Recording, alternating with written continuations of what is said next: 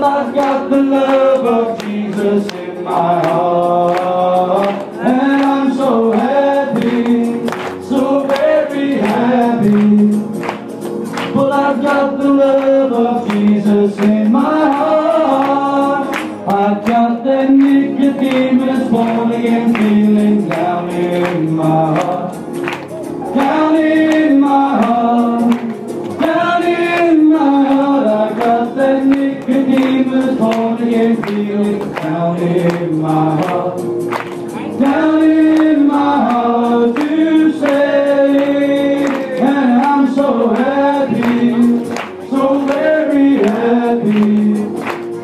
Well, I've got the love of Jesus in my heart, and I'm so happy, so very happy. Well, I've got the love of Jesus in my heart, and I've got that peace that passes all understanding down in my heart, down in my heart, oh, down in my heart. I've got that peace that passes all understanding down in my heart, down in my heart to stay, and I'm so happy, so very happy. Well, I've got the love of Jesus in my heart, and I'm so happy, tell the world I'm happy. Well, I've got the love of Jesus in my heart. Got a lot of testimony tonight, mate. Shower.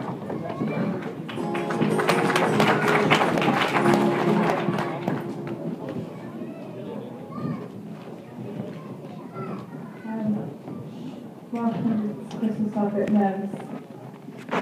I've been a Christian for about 9 years.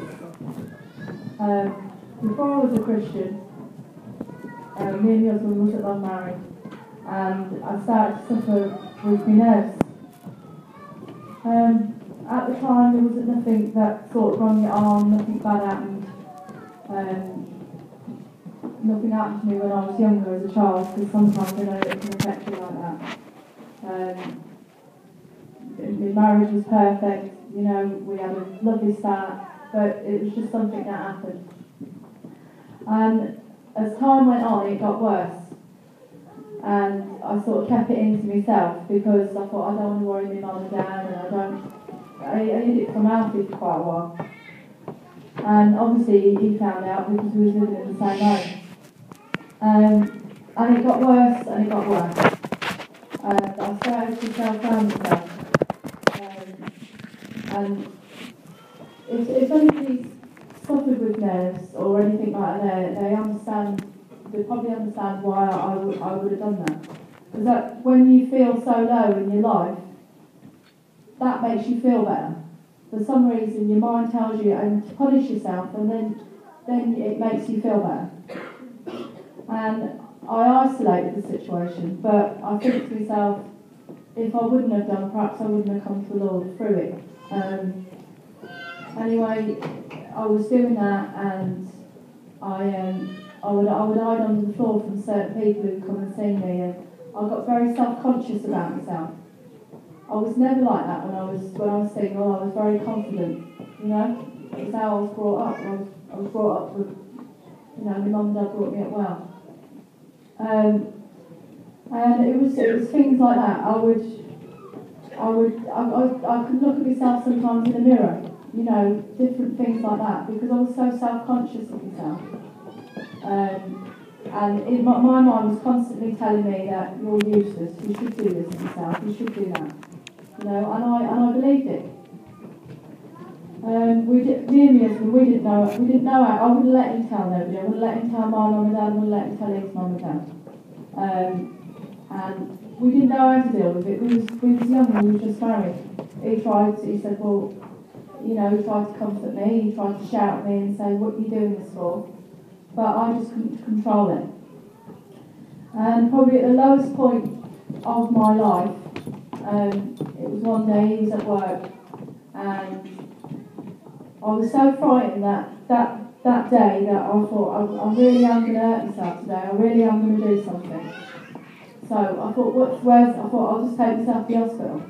I was by myself, and I took myself to the accident emergency, and I just sat there and I thought, I'm safe in here. I thought, nobody's going to let me do anything to myself in here. Because I frightened my own self because of how my mind was taking over, like, seemed to be taking control of me. And anyway, I sat and I talked to the doctor, and he said, Mrs. Kefford, he said, you are, he said, you're 90% out of 100 of killing yourself. He said, where's your family? Like, he said, you need to sort this problem out. You need to see something. He said, I can't let you go out of this hospital in this frame of mind. Anyway, he rang me, Alfie, and we said I was pulling back to Leicester to my mum and father-in-law's.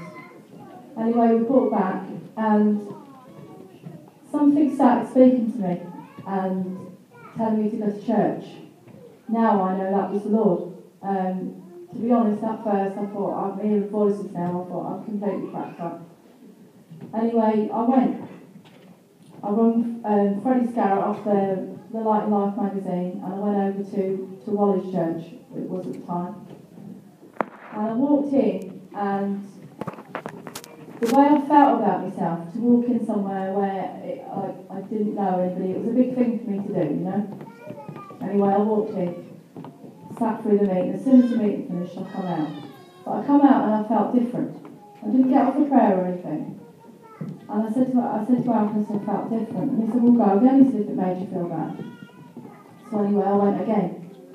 And that night, I sat there, and you've probably heard a lot of people say that meeting was for me, and I do believe that was my time. Everything the man was saying, it was speaking to me in my heart. And I got up to the front, and I told them everything. I told them what I'd been going through, how I was feeling, and I give my life to the Lord. And I want to give God all the glory. From that day until now, I've never hurt myself, or I've never got down. You know, he took it straight away from me, straight away. He took it completely away from my life. And my husband started going to church, my mother and father-in-law was going to church. And we were sort of on fire at the time, that everybody, like a lot of my husband's family was getting saved. And the Lord done so much for me, and I was so grateful. And I remember saying to Life Sites outside of the church, I said, you know what? I said, I could never take my eyes off the Lord, you know, I could never fall away from the Lord. I said, because I'd be too frightened of what I'd go back to. And I did take my eyes off the Lord.